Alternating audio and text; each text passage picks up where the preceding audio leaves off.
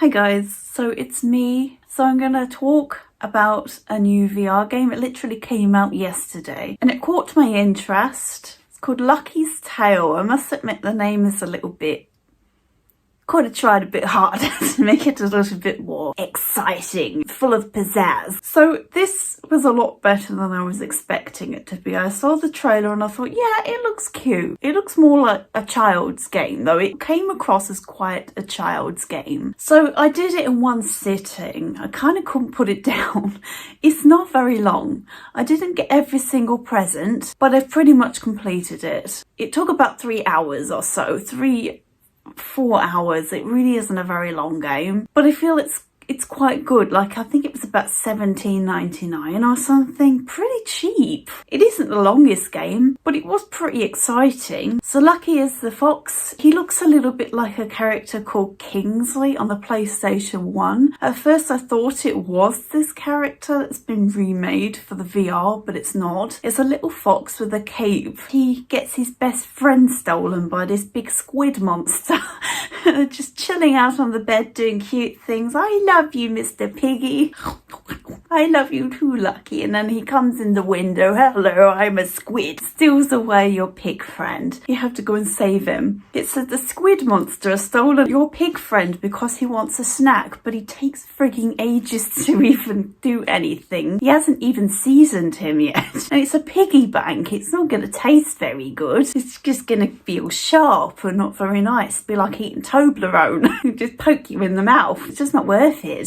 So this game actually surprised me. 1, it was better than I thought it was. 2, it was more humorous than I thought it was. I didn't expect this to be a funny game. It was kind of right up my alley for humour. Like, when you get the presents, you get these little statues and it says something really entertaining with each statue. The way it's worded, it's almost like my humour. Like, I would kind of write something quite similar, I think. So the humour really tickled me and touched me on a spiritual level. I just thought it was unexpectedly funny. You get to even go underwater in this. I was not expecting an underwater session, but the fact they included an underwater level, I really appreciate it, because I do just bloody love an underwater section in a game, especially if it's in VR. It's so special. I just love it. It's like a completely different environment, a completely different world, you know, going underwater and the fish swim around your face, and it's just so excellent and fun. I also wasn't expecting like the enemies to be as entertaining as they are. I don't know why I find the enemies so entertaining in this game, but they really are quite funny. I really like the rock monsters. They just instantly see you and run at you in a friggin' mood, and then you can hit their limbs off, or you could just smash them from above. There's these little things, these little birds, and God, do I want to put my face right into them. Aren't they just so cute? You smash an egg and a little fat chicken flies out up to your face, back down, and you get a coin. But these little seagull style birds, I've got my face right against them because God, they're so sweet. Look at them. I was next to them on a ledge like this. Look at it, it's so cute.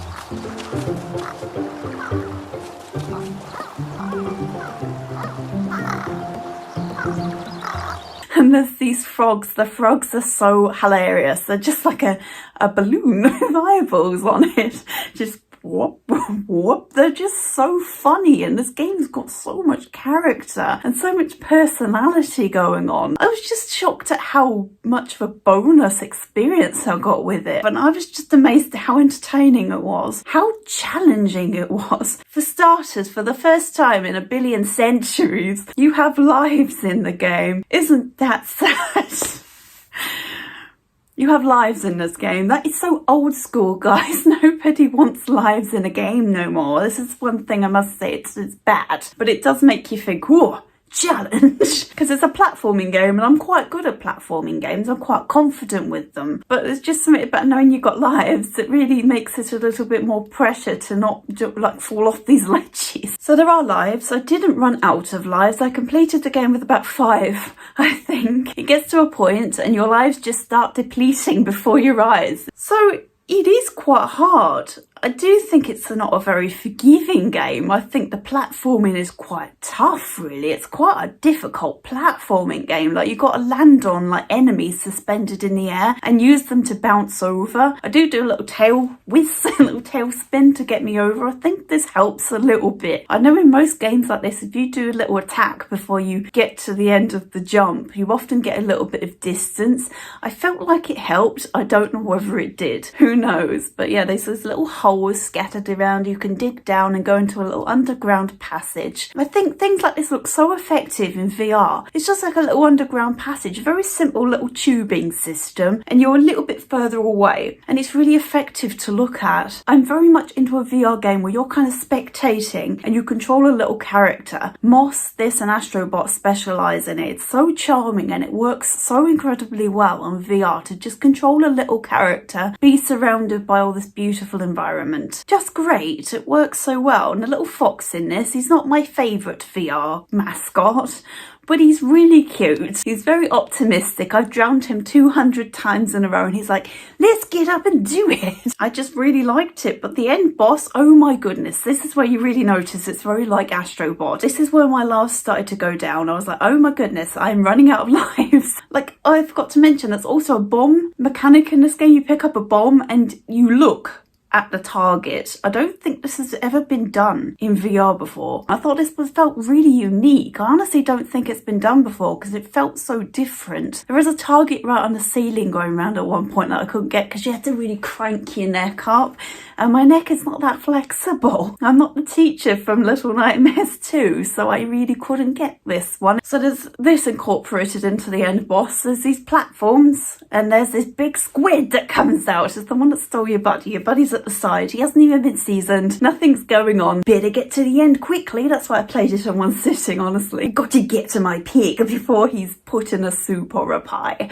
So this was hard. This was really, really hard. I struggle with bosses anyway, but my goodness, this just seemed so intense and there was so much going on, especially towards the end. I couldn't believe I did it at the end. I was like, there was so much going on and the possibilities of me falling off are very, very high because you learn to swim. Lucky gets this doodad, which now allows him to swim. It doesn't. It allows him to go underwater, jump around like normal, and have an air pocket over his head. He doesn't swim. This is a lie. And this one level is the only time Lucky learns to swim. Lucky falls in the water any other time and he just dies. So I was constantly like paranoid. I was just going to fall off and drown because once you're in the water, that's it. And you have to start again. But his tentacle coming along the platform, my goodness, I just don't like that. Can you get that tentacle away from me? He is amazing, but you have to concentrate on the gameplay. You can't be distracted by how amazing he is. So you just got to throw bombs at these eyes while avoiding his slamming tentacles. The platforms are getting smaller and smaller. They end up like a tiny little round one. They're quite big at first, but then they're quite small. But you've also got to look for where he's grabbing these platforms, because if he's grabbed them, he will shift them. The amount of times I've jumped and he's grabbed a platform and shifted it, and I've not noticed these tentacles around the platform because it gets really hectic, and to keep an eye on this is really hard. I just want to make it across without having to watch if his tentacle is on this platform, but you really have to, because the amount of times he just moves it as I'm about to land. You wanted to land on that? Cool story, bro. That's really cute. Let me shift it for you so that you miss it completely and fall in the water. But at the end, I was like so stressed because there was 3 tiny little platforms left and I'm trying to look to see if his tentacles are grabbing these platforms. As his other slimy, horrible tentacle, I don't know why this tentacle freaks me out so much. It's the sound of it and how kind of stiff it is. And you just have to pick up bombs. You're waiting for the pig to launch you. You've got these 3 tiny platforms quite spaced away. You're looking for his tentacles. You're looking for him grabbing the ledges so he don't shift them like a sneaky and it's taking a long time to get this bomb to you. And finally it lands on the furthest away ledge. You're like, right, I just need to jump to this ledge and get this bomb to finish the job. It was just so stressful. I didn't know if I was going to do it. But I really highly recommend it. It's not the longest game in the world, but it's got some good platforming. I think the bomb looking mechanic is interesting. The enemy design is very cool and just makes me smile. But it's just a very fun, cute, wholesome, also challenging game. I think it's quite hard. god. It reminded me a little bit of Croc. Just a tad. Like, I wasn't thinking about Croc, and then when I was playing this game, I started thinking about Croc, so it must have Croc vibes about it. Anyway, so that was just a mini chat, not a review, but just a chat. I enjoyed this game, and I didn't think I'd like it as much as I did. There are swinging poles, spiky poles. Like Prince of Persia has taught me, avoid spiky poles. Sands of Time, Prince of Persia. One of the things it teaches you when a spiky pole comes out of the ground, just comes out, hello, I'm a spiky pole. The thing that it teaches you is avoid spiky poles. It's always stuck with me. It's such a funny tutorial thing. Of course, avoid spiky poles. I'm not going to go and cuddle the spiky pole. So whenever I see a spiky pole in a game, I instantly think avoid spiky poles. It's taught me well. It comes into other games. So spiky poles in this game, avoid them like the plague because you don't want to touch those. No. Hi guys, it is I. So I'm going to do an add-on to my Lucky's Tale chat. So I found all of the presents, just 3 more presents to find. The one on the snake statue. How the heck do you get this? And I was right at the top where the birds are, just before you jump on the balloon. I was looking over, I was like, is this really how you do it? It felt so wrong, but I was like, how else would you do it? So I just had to jump and hope for the best, and I made it, and I was shocked that this was how you did it. So I didn't realize you had to select the red coin searching part of the game in the book. I was like, I've searched the levels so thoroughly and didn't find a single red coin, but apparently there's 25 red coins in each level. Where are they hidden? Didn't realize you had to select it in the book as a challenge, an individual challenge. So I looked for all the red coins. I found this really fun. It was just really fun looking around corners, looking over ledges, really searching the levels to find these red coins. So then we have time trials. So as I was collecting the red coins, I was finding, oh, I can jump across there. I can actually make that. Cuts off a shit ton of level. I don't have to go on underground passages. This is going to be perfect for my time trial. And I was really confident at it. And I thought, this is going to make time trial so easy. So time trial. To me, a time trial should be, you just have to know how to cut corners. You need to be clever about the level. And in my opinion, it should reward you for knowing how to do these things, how to cut corners, how to jump across a big chasm to cut off a big percentage of level. But no, the time trials are nothing like this.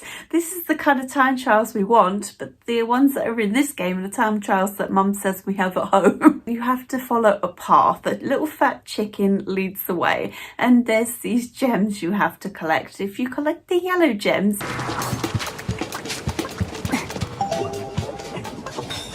so it slaps you on the wrist if you get yellow gems. You have to get the green gems. You have to follow a bloody path. I absolutely hate it so much.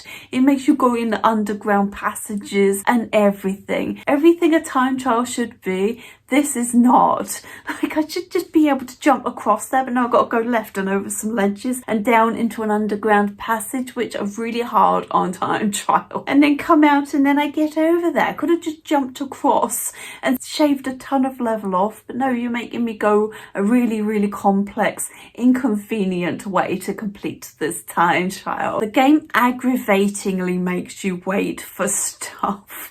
There's a bridge that drops down in the first level. You have to wait for this to stop animating before you jump on it. You can jump on it when it's sort of bouncing, but it feels like we're going to fall through it. In, I think it's the next level, there's these ledges going up and down, and there's these birds being placed that you can bounce up to shave off a little bit of time. But getting the angle to turn onto these birds, I couldn't do it. I could bounce off the first one, tried to bounce off the second one, I couldn't get the angle and it didn't make it, so I just had to stand, wait for the ledge to come down. Painful, really painful when you're on time trial. You have to wait for it to come up really slowly. It's so bad. So I played the first level absolute like clockwork. I could not have done it any better. I have no idea how I could do it any better. I could do it better if I didn't have to follow these damn gemstones. These gems that makes you go up onto ledges that you normally wouldn't even go onto at all. Awful. I hate the time trials in this game. The game itself, love it. They collect the 25 red coins through the level, love it. But the time trials can do one. They're not fun, they're just stressful. I just know how fast I can complete this level when I cut corners, when I jump across there instead of going left over some ledges and under through the passageway. It's infuriating as f***, to say the least. This is somebody's complete cup of tea. This is somebody's cup of tea. This is really hard. I absolutely love this challenge. I have to just keep playing and playing, get better and better. To me, it's hell on earth. Like, I could not do the first level any better, and I got a silver every time. I don't know how the heck anybody can get a gold on these. I just don't know how. And they put these stones next to really aggravating enemies, next to really dangerous things. I know it's a time trial, a challenge, but good God, no. Just no. How would you rate the time trials in this game? Big fat nope out of 10, basically. So I did the end boss died, and it let me have it because I died just as I completed it, just as I killed its final eye. I came back on land and he was celebrating. Fireworks were going off. It was a complete party, and it let me have it. I was so pleased.